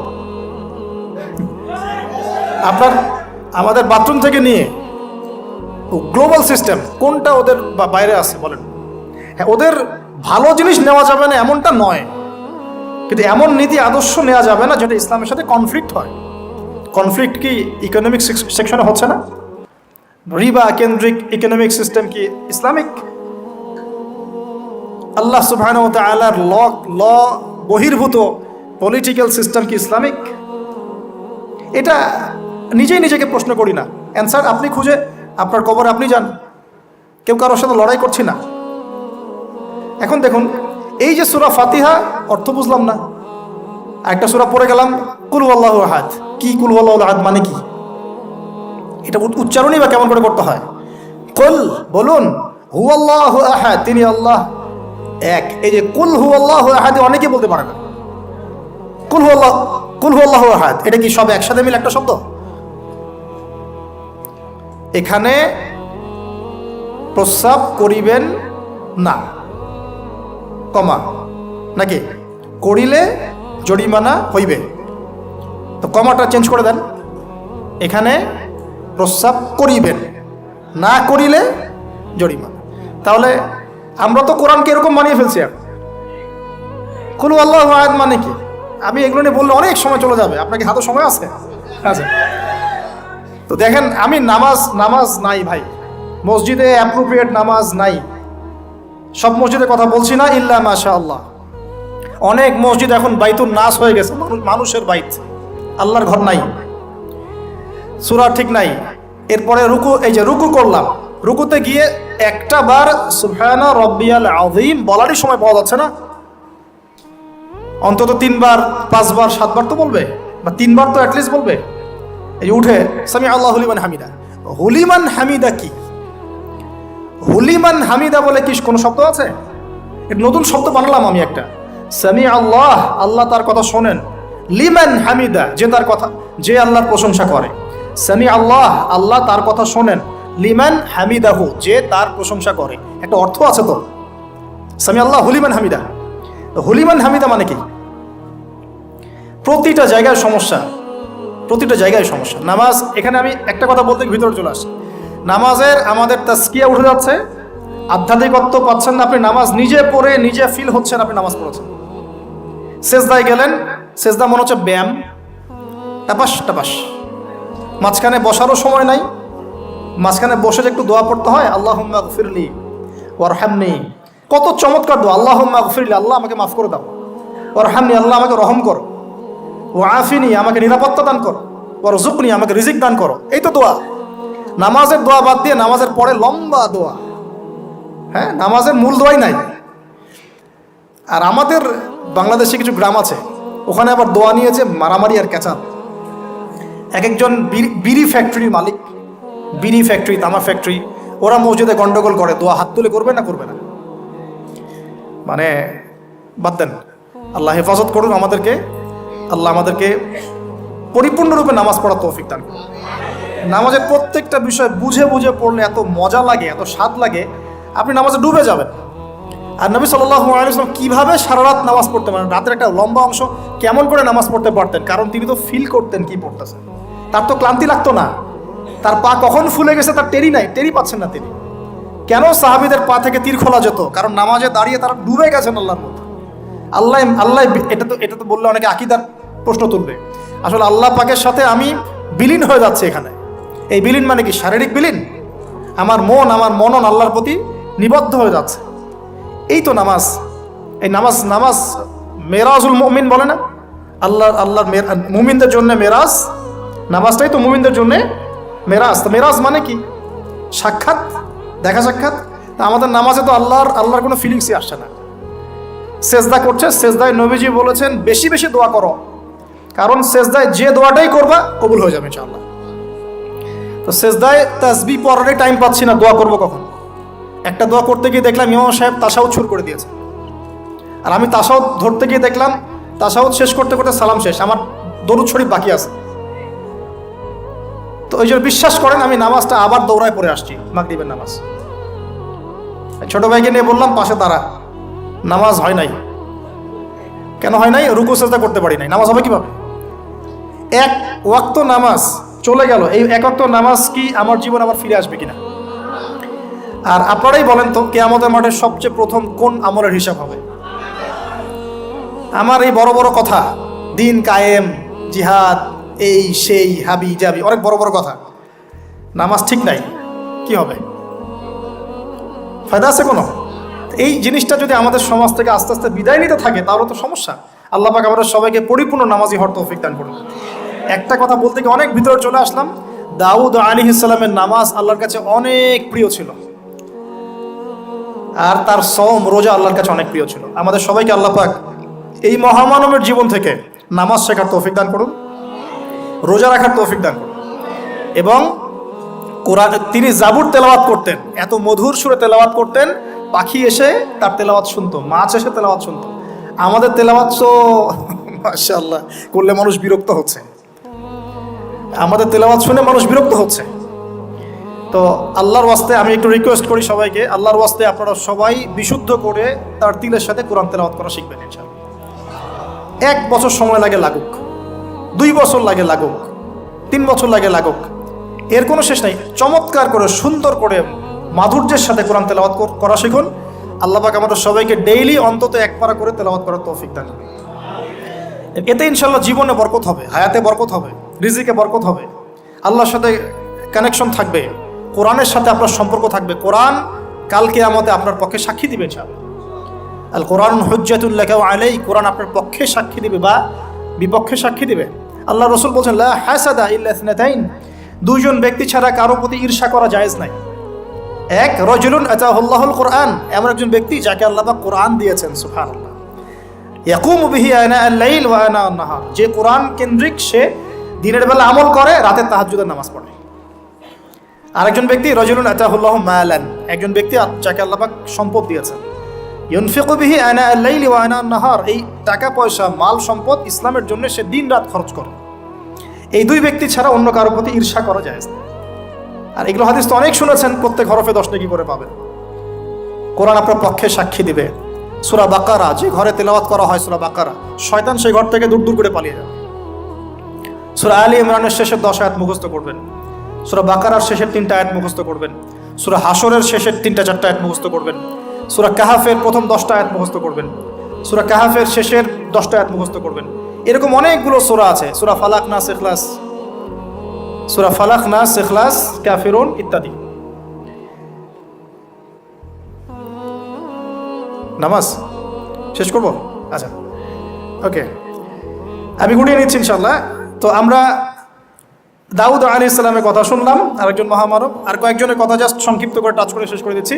তার ছেলে সুলাইমান আলাইহিস সালাম, নাম শুনেছি তো?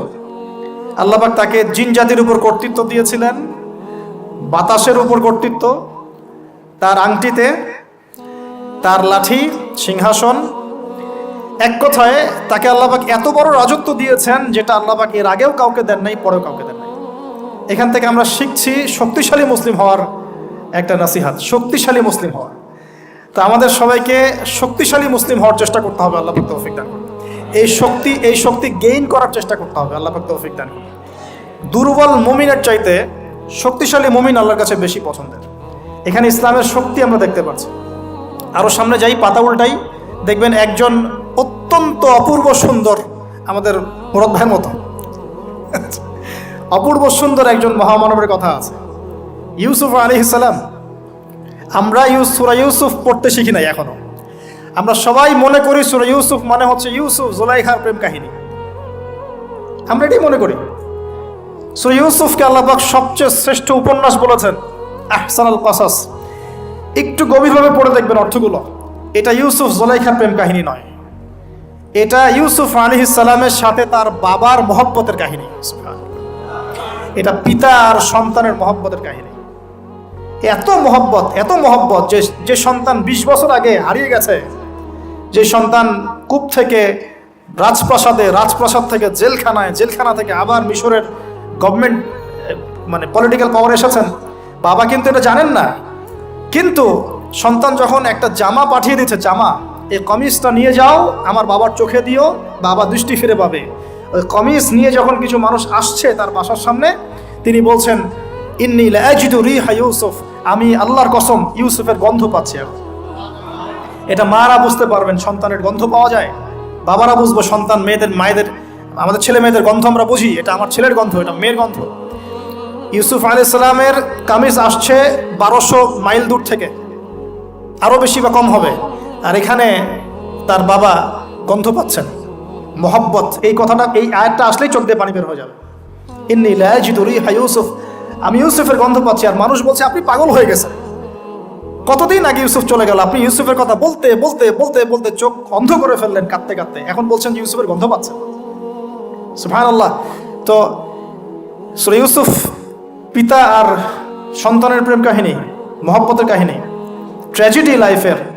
ভাইদের ষড়যন্ত্রে চলে গেলেন কূপে, কূপ থেকে রাজপ্রাসাদে, রাজপ্রাসাদ থেকে জেলখানায়। জেনার আহ্বান করছে তাকে, তিনি বলছেন মাআযাল্লাহ, আমি আল্লাহর কাছে আশ্রয় প্রার্থনা করছি। এখানে আমরা সূরা ইউসুফ পড়তে গিয়ে ইউসুফ আলাইহিস সালামের বাহ্যিক সৌন্দর্য নিয়ে কথা বলি, তার চরিত্র তার বাহ্যিক সৌন্দর্যের চেয়ে অনেক বেশি সুন্দর। সূরা ইউসুফ আলাইহিস সালামের এই যে জেনা থেকে মুক্ত থাকার শিক্ষা, এটা যদি আমাদের যুব সমাজ নিতে পারে, ইনশাআল্লাহ অর্ধেক কাজ হয়ে যাবে ইনশাআল্লাহ। কত পার্সেন্ট যুবক আছে বলেন দেখি, একটু অনেস্টলি বলেন, সূরা ইউসুফ আলাইহিস সালামের মতো এরকম তাকওয়া, পরহেজগারিতা, জেনা মুক্ত জীবন যেমন করতে পারে। আমরা তো আরো ইচ্ছা করে প্রেম করি, অ্যাফেয়ার করি, রেপ করি, এই করি সেই করি। আর তাকে অফার করা হচ্ছে সম্ভ্রান্ত পরিবারের একজন রাজার স্ত্রী। ক্বালাত হাইতা লাক ক্বালা মাআযাল্লাহ। তাহলে এই মহামানব জীবন থেকে শিক্ষা আছে। আরেকটা বিষয় আছে রুইয়াল হক, এখানে সত্য স্বপ্নের কথা আছে। তাই যারা বেশি পরহেজগার হবেন, আপনারা কিন্তু সত্য স্বপ্ন দেখবেন এবং স্বপ্নের সত্যতা ডিনাই করবেন না। শেষ জামানায় মুমিনের স্বপ্ন বেশি বেশি সত্য হবে। যদি সত্য স্বপ্ন দেখেন, ভালো স্বপ্ন দেখেন, প্রিয়জন কোনো প্রিয় মানুষকে বলবেন। যদি দুঃস্বপ্ন দেখেন, খারাপ স্বপ্ন দেখেন, কাউকে বলতে যাবেন না। এখানে পড়লে আপনি দেখবেন কাফেরের স্বপ্ন সত্যি হয়েছে। আরেকটা স্ট্র্যাটেজি আছে সূরা ইউসুফের, এর আগে একটা লেকচারে বলেছিলাম।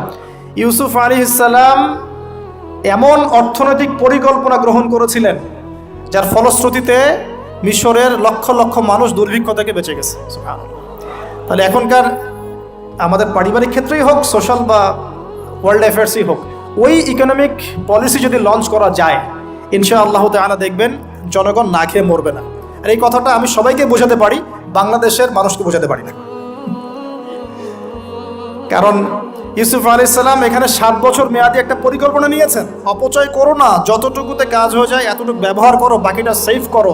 দুর্ভিক্ষ সামনে আসছে, তখন ইনশাল্লাহ বেঁচে যাবে তোমরা। তাহলে সূরা ইউসুফ থেকে আমরা শিখলাম কি? রুইয়াল হক, সত্য স্বপ্ন, ক্যারেক্টার। আমরা শিখলাম এখানে চরিত্র পবিত্র রাখার ব্যাপার। শিখলাম পারিবারিক বাবা সন্তানের মহব্বত। এক্সট্রাঅর্ডিনারি মুসলিম হতে হলে এগুলো দরকার আছে। একটু সামনে যান, একজন ব্যক্তির নাম বলছি, ইউনুস আলাইহিস সালাম। নাম শুনেছেন কিনা? আমরা সবাই জানি তিনি মাছের পেটে ছিলেন। কেন ছিলেন এটা অনেকে জানি না। কেন? তিনি আল্লাহ পাক তাকে ওই পরীক্ষায় ফেলেছেন, 3 দিন 3 রাত মাছের পেটে। তখন তিনি কি দোয়া করছেন? লা ইলাহা ইল্লা আনতা সুবহানাকা ইন্নী কুনতু মিনাজ জালিমিন। আল্লাহ পাক বলছেন সূরা সফফাতের মধ্যে, তিনি যদি এই দোয়াটা না পড়তেন, লা লাবিসা ফি বাতনিহি ইলা ইয়াউমি ইউবআসুন, কিয়ামত পর্যন্ত তিনি মাছের পেটে থাকতেন। নাউজুবিল্লাহ। তাহলে এখান থেকে আমরা শিখলাম জীবনে অনেক চড়াই উতরাই আসবে, সবর করতে হবে। দাওয়াতের মেহনতে সবর করতে হবে। মানুষ কবুল করলো না দেখার দরকার নাই, আমি আমার গতিতে দাওয়াত দিতে থাকবো।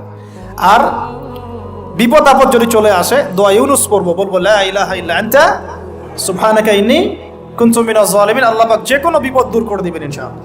সাক্ষাৎ মউত থেকে আল্লাহ পাক এই দোয়া পড়লে বাঁচাতে পারেন।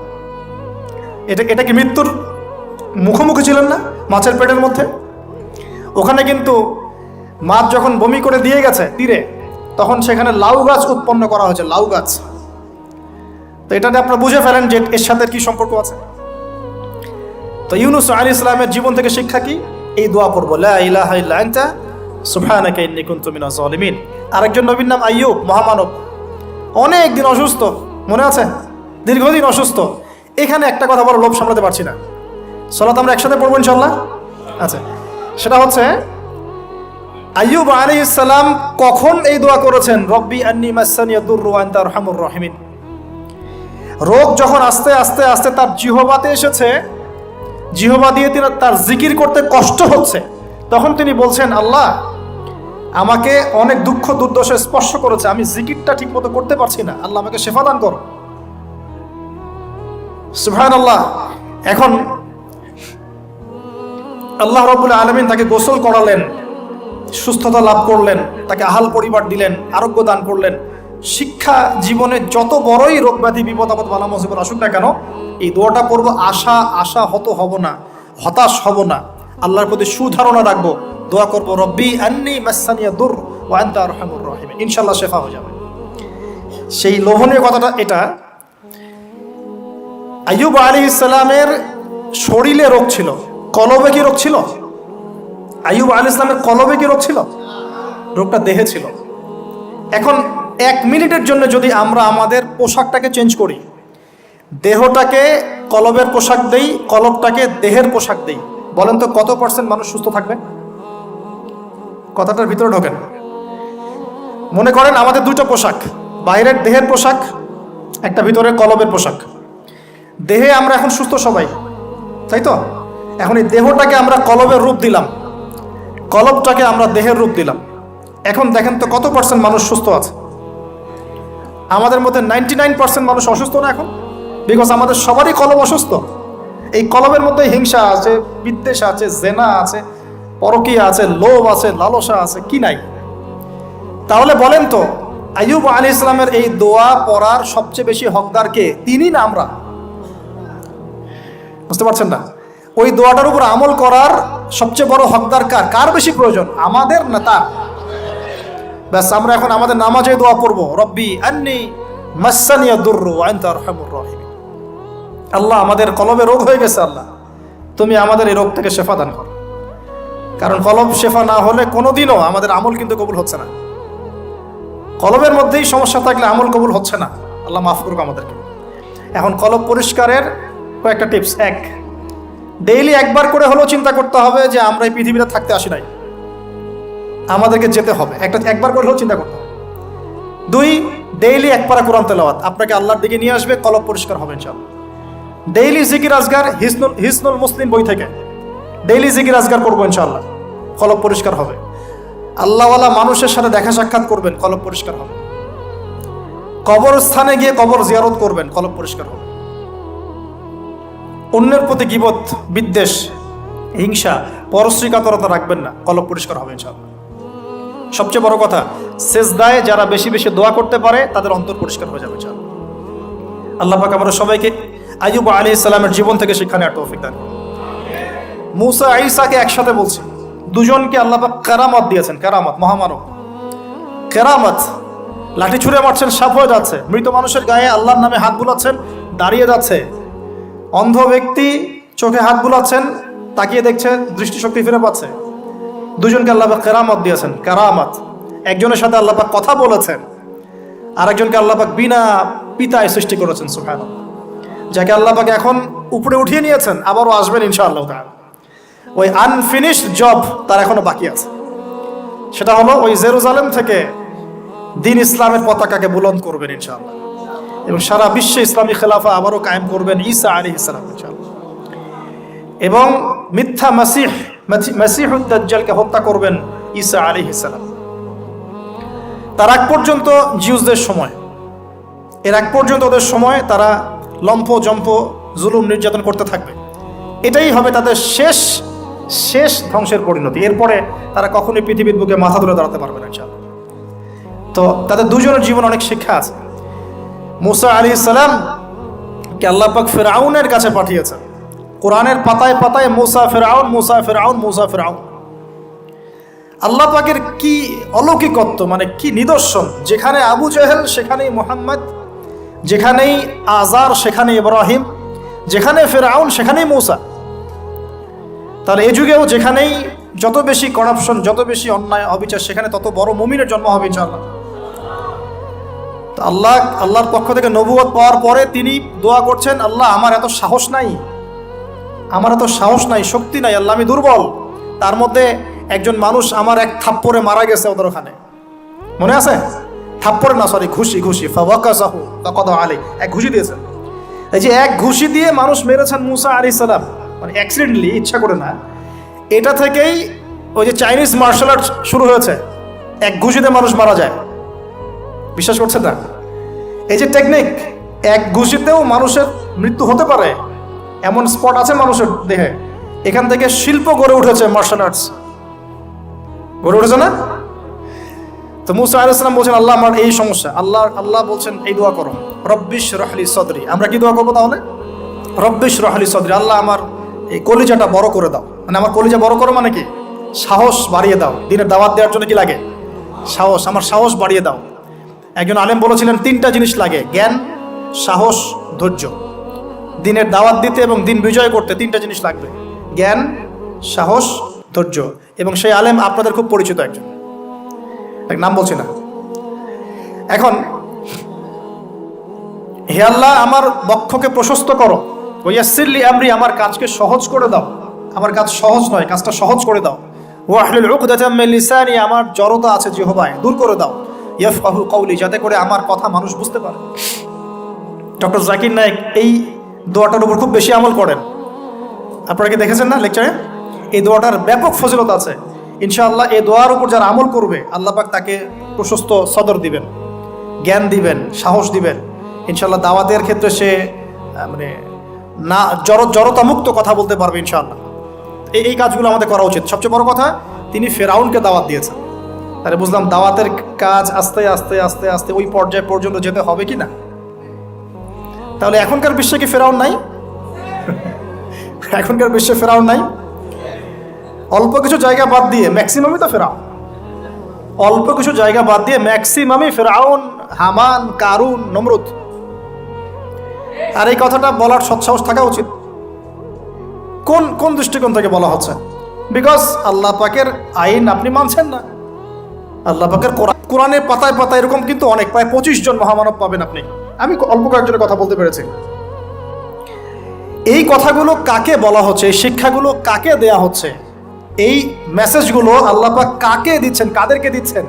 উত্তর, নবী সাল্লাল্লাহু আলাইহি ওয়াসাল্লামকে, তার সাহাবীদেরকে, তার পুরো উম্মাহকে। তাই তো? এখন আমাদের নবী সাল্লাল্লাহু আলাইহি ওয়াসাল্লাম কি এই বিষয়গুলোর উপর আমল করেছেন কি করেন নাই? দেখেন, 23 বছরের জীবন, প্রথম 3 বছর গোপনে গোপনে দাওয়াত দিয়েছেন। এই 3 বছরে আবু বকর, ওসমান, ওমর পরে এসেছেন। আবু বকর, ওসমান, আব্দুর রহমান বিন আউফ, সাইদ ইবনে হারিসা, বিলাল ইবনে রাবাহ, আব্দুল্লাহ বিন মাসউদ, তালহা বিন উবাইদুল্লাহ, এরকম সাহাবীরা তৈরি হয়েছেন। ওমর রাদিয়াল্লাহু আনহু সপ্তম অষ্টম নববী বছরের দিকে এসেছেন আর কি। যাই হোক, প্রথম 3 বছর তিনি গোপনে দাওয়াত দিয়েছেন। পরবর্তী বছরগুলোতে তিনি প্রকাশ্যে দাওয়াত দেওয়া শুরু করেছেন। যখনই প্রকাশ্যে দাওয়াত দিয়েছেন, সমাজের মানুষ তাকে নির্মমভাবে অত্যাচার করেছে। তাকে সারা জীবনে 15টা গালি খেতে হয়েছে, তাকে 16 বার হত্যা করার চেষ্টা করা হয়েছে। এক পর্যায়ে সাহাবীদেরকে নির্যাতন সহ্য করতে করতে আবিসিনিয়ায়, হাবাসায় হিজরত করতে হয়েছে। আমার কাছে তো মালয়েশিয়া একটা আবিসিনিয়া মনে হয়। এখন সবাই একটা সেফ জোন হিসেবে এখানে হিজরত করছেন, ইসলামিক পরিবেশ হিসেবে। মাথায় আমরাও এগুলো নিয়ে চলি। যদি কখনো দেখি যে আর কিছুই করার নাই, তো ভাই আমার জন্য একটা জায়গা করে দিয়ে ঠিক আছে। কিন্তু আমি বড় স্বপ্ন দেখি, আমরা ফাইট করতে চাই। আমরা ফাইট মানে কুস্তি লড়তে চাই না, আমরা আদর্শ দিয়ে লড়াই করতে চাই। সমাজ পরিবর্তন করতে চাই, ব্যক্তি পর্যায়ক্রমে ব্যক্তি, পরিবার, সমাজ, এক পর্যায়ে ইনশাআল্লাহ আমরা এমপি মন্ত্রীদেরকে দাওয়াত দিব। তারা যদি ইসলাম কবুল করেন, কালিমার পতাকার ছায়াতলে আসেন, তারাই থাকবেন সম্মানিত ইনশাআল্লাহ। নবী সাল্লাল্লাহু আলাইহি ওয়াসাল্লাম কি ক্ষমতা চেয়ে নিয়েছেন? বরং আবু জেহেলকে দাওয়াত দিয়েছেন, তুমি ইসলাম কবুল করো, তুমি ক্ষমতায় থাকবে, কোনো সমস্যা নেই। আবু লাহাব, তুমি ইসলাম কবুল করো। উতবা, সাইবা, রাবিয়া, তোমরা ইসলাম কবুল করো। তারা করে নাই বলেই তো বদর হলো। তারপরে সমাজ পরিবর্তন, একটা হাদিস আমাকে প্রেরণা যোগায়, সেটা হলো নবীজি বলছেন, তোমাদের সামনে এমন যুগ আসছে, জামানা সবরিন, কঠিন সবরের জামানা। ওই যে বলেছে অনেকদিন আগে, ঈমান ধরে রাখাটা হাতের মধ্যে আগুন ধরে রাখার মতো হবে। ওই জামানায় যে ব্যক্তি আমার সুন্নতের উপরে, লিল মুতামাসসিক, আমার সুন্নতের উপরে একদম দৃঢ় থাকতে পারবে, আজরুনা খামসিনা শাহীদাম মিনকুম, তোমাদের মধ্যে 50 জন শহীদ সাহাবীর নেকি পাবে ইনশাআল্লাহ। তো এজন্য আমরা মাঠে ময়দানে কাজ করছি। করতে করতে করতে করতে যদি কখনো দেখা যায় যে না, আর পসিবল হচ্ছে না, কোনোভাবেই সম্ভব হচ্ছে না, সেক্ষেত্রে এরকম আবিসিনিয়ার মতো জায়গাগুলোতে চলে আসা ছাড়া কোনো অপশন নাই। তো আপনারা তো মাশাআল্লাহ ভালো পরিবেশে আছেন। এই পরিবেশে সাহাবীরা হিজরত করেছিলেন, ঠিক আছে। বাদশা নাজাশী খ্রিস্টান শাসক ছিলেন, মুসলিম ছিলেন না, তারপরেও তিনি তার রাজ্যের মধ্যে ন্যায় বিচার প্রতিষ্ঠা করেছিলেন। আর এখনকার মুসলিমদের কাছে ন্যায় বিচার পাওয়া যাচ্ছে না। আল্লাহ পাক আমাদেরকে হেফাজত করুন। এরপরে টার্নিং পয়েন্ট, মদিনা থেকে কিছু যুবক সাহাবী আসেন, আসআদ বিন জুরারাহ রাদিয়াল্লাহু আনহুর নেতৃত্বে। তারপরে তারা ফিরে যান, পরের বছর 12 জনকে নিয়ে আসেন, তারপরের বছর আসেন 75 জনকে নিয়ে। এরপরে বায়াতে আকবায়ে কুবরা হয়। বায়াত একটা বিষয় আছে ইসলামে, এটা তো উঠেই যাচ্ছে আস্তে আস্তে। এটা নিয়ে নিচ্ছে কিছু ভণ্ড পীর সাহেব, তাই না? কিন্তু অরিজিনালি কিন্তু ইসলামে একটা বায়াতের ব্যাপার আছে। তো নবী সাল্লাল্লাহু আলাইহি ওয়াসাল্লাম সেটা নিয়েছেন। নেয়ার পরে আল্লাহ পাক তাকে আদেশ করেছেন মদিনায় হিজরত করো। তখন তিনি মদিনায় হিজরত করেন। সেখানে গিয়ে মদিনা সনদ করা, মসজিদ নববী নির্মাণ করা, তারপরে ইহুদিদের সাথে চুক্তি করা, একটা রাষ্ট্র যেভাবে ফাংশন করে সব সেখানে হলো। তারপরে সামরিক অভিযান শুরু হলো আস্তে আস্তে। এই করতে করতে কিছু সারিয়া হলো, সারিয়া সাইফিল বাহর, সারিয়া আবওয়া, সারিয়া বুয়াত, এরকম অনেকগুলো সারিয়া হওয়ার পরে এক পর্যায়ে বদর যুদ্ধ হয়েছে। সরাসরি প্রথম বদর হয়নি, কিন্তু বদর যুদ্ধ জয়লাভ, পরে উহুদের যুদ্ধ পরের বছর, এই যুদ্ধের সাময়িক বিপর্যয়। তারপরে খন্দকে বাইন মানে ওরা কিন্তু ফিরে চলে গেল, আমাদের কোনো ক্ষতি করতে পারলো না। তারপরে নবী সাল্লাল্লাহু আলাইহি ওয়াসাল্লাম বলেন, আজকের পর থেকে আমরাই অগ্রগামী হব, ওরা আমাদেরকে কিছু করতে পারবে না। এরপরে সামরিক অভিযান বাড়লো, দাওয়াতের মেহনত বাড়লো, আস্তে আস্তে আস্তে আস্তে মাশাআল্লাহ মাত্র 8 বছরের ব্যবধানে নবী সাল্লাল্লাহু আলাইহি ওয়াসাল্লাম প্রায় বিনা যুদ্ধে মক্কা জয় করলেন। কোন মক্কা? যে মক্কা থেকে আমাদেরকে চলে আসতে হয়েছে এক সময়। ইসলাম এভাবে বিজয় লাভ করেছে। আর আমাদের জন্য নবী সাল্লাল্লাহু আলাইহি ওয়াসাল্লামের এই মহামানবের জীবনেই হচ্ছে উসওয়াতুল হাসানা। আমাদের জন্য কিন্তু আগেকার মহামানবরা উসওয়াতুল হাসানা নন, যাদের কথা আমরা আলোচনা করলাম, তাদের থেকে আমরা শিক্ষা নিচ্ছি। কিন্তু আমাদের উসওয়াতুল হাসানা হচ্ছেন নবী সাল্লাল্লাহু আলাইহি ওয়াসাল্লাম। তার এই সিরাত, তার এই জীবনী পড়লে আমরা আমাদের ব্যক্তি জীবন, দাওয়াতের জীবন, পারিবারিক জীবন, কখন কি করতে হবে, এই পুরো বিষয়টা আমরা খুব ভালো করে আয়ত্ত করতে পারব। আল্লাহ রাব্বুল আলামিন আমাদের সবাইকে নবী সাল্লাল্লাহু আলাইহি ওয়াসাল্লামের জীবন থেকে শিক্ষা নেওয়ার তৌফিক দান করুন।